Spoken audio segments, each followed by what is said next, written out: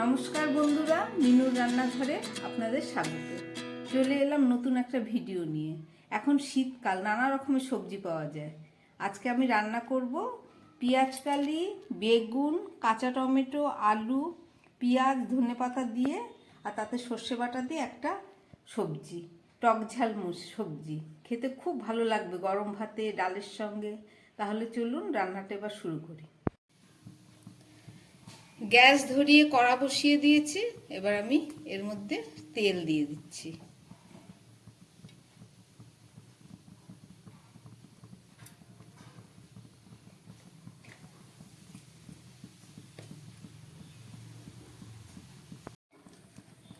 তেলটা গরম হয়ে গেছে, এর মধ্যে আমি দিয়ে দিচ্ছি 5 ফোড়ন। তারপরে দিয়ে দিচ্ছি আমি আলু।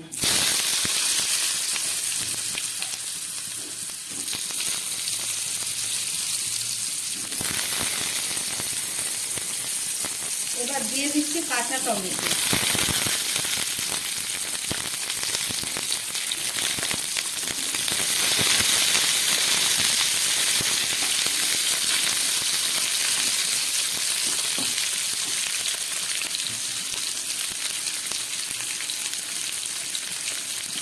এবার দিয়ে দিলাম পেঁয়াজকালি।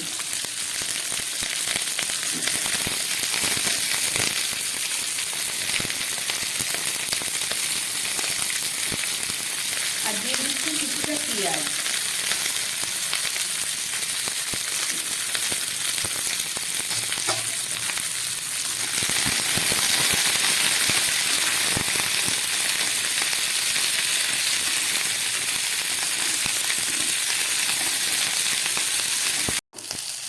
আলু, পেঁয়াজকালি আর কাঁচা টমেটোটা আমি ভেজে নিলাম। একদম কম আঁচ করে এটাকে ভেজে নিতে হবে। এবার আমি এর মধ্যে দিয়ে দেব কেটে রাখা বেগুন।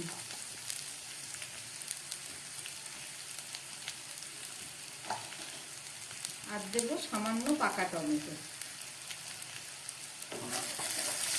সমস্ত সবজিগুলোকে আমার এইভাবে ভেজে নিতে হবে খানিকক্ষণ।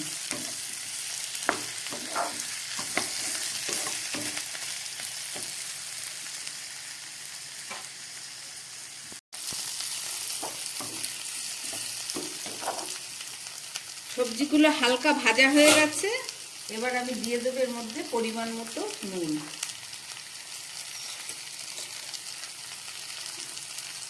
আর দিয়ে দেবো হলুদ।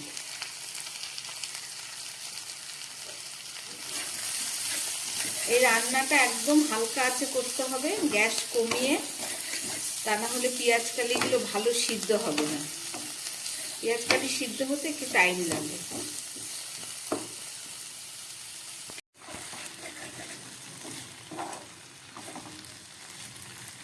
একদম অল্প আছে পেঁয়াজকালি আর সবজিগুলোকে সিদ্ধ বসিয়ে দিয়েছিলাম কড়ার মধ্যে।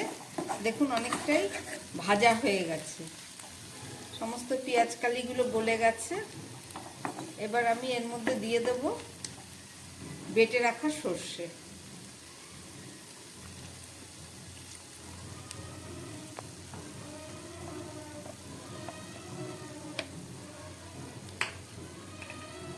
আর দেব 2টো কাঁচা লঙ্কা।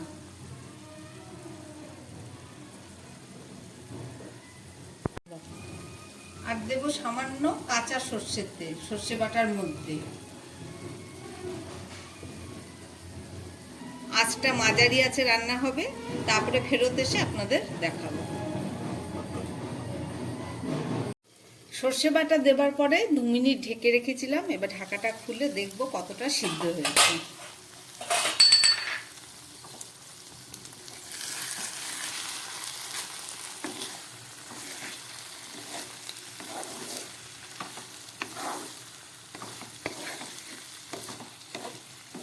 পেঁয়াজকালি, কাঁচা টমেটো, আলু,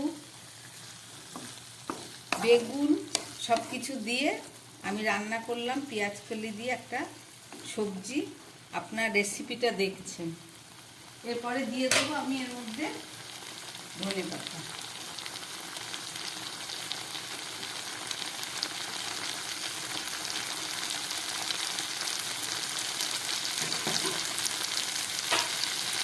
সবজিটা প্রায় হয়ে এসছে।